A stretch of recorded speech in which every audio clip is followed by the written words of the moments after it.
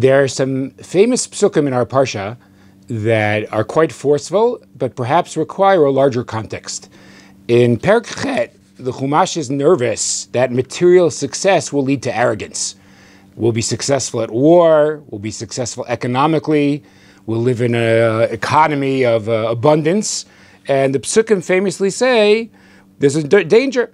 V'amarta bilvavcha kochi v'otzem yadi asali et hachayil hazeh.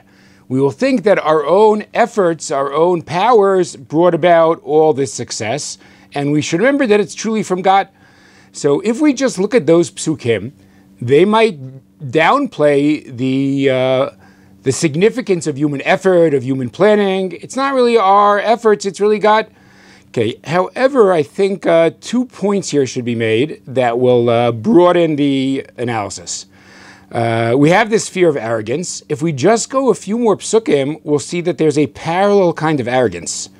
And a little bit later it says, what's happening? Al tomar bilvavcha, b'hadof Hashem lokecha otam ufanecha lemor. Don't say that when you defeat the enemies. B'tzidkati heviani Hashem l'reshet haaretz hazot, u'v'rishat hagoyim eila Hashem moisham mipanecha. Why did we beat the Canaanite nations? Because we're so righteous, right? That's why we beat them. And the pasuk says quite starkly, "Lo b'tzidkatcha v'yoshel v'avcha tabal l'reshet atzam ki berishat hagoyim eila Hashem lokecha moisham mipanecha u'leman hakim et hadavar shenishpa Hashem lavotecha l'vam Yitzchak l'Yaakov." That in truth, it wasn't our righteousness that enabled us to inherit the land.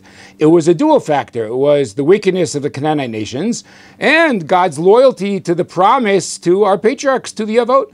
Which means that arrogance is an ever-present danger. There can be a physical arrogance, an arrogance of the plow and the scythe, an arrogance of the gun and the tank, but there could be a spiritual arrogance, an arrogance of the Gemara and the Siddur, that all our success in life is because we're so righteous. That's why it happens. So the first thing to be pointed out is that whether I'm putting more efforts into the physical and material, or I'm putting more efforts into the spiritual, right, the danger of excessive pride lurks, right? Excessive pride can be found in the army, excessive pride can be found in the Beit Midrash. The second thing I want to point out is a very interesting Abarbanel. Okay, the Abarbanel says, don't take the pasuk too far. And he says as follows, V'hinei Moshe Rabbeinu alav hashalom, lo ratza lahachish hakdamata minyan kocham. He's not denying that human efforts matter. And look what he says, it's amazing.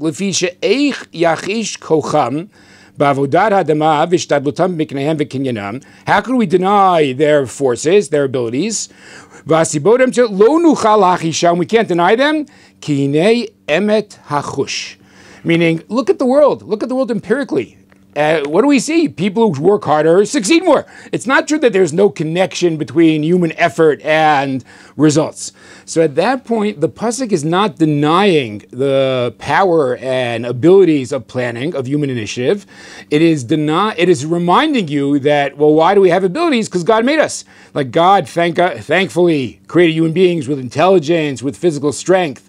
He made a world with resources that we could access, and with that we should be grateful for. But none of that actually denies the ability of humanity.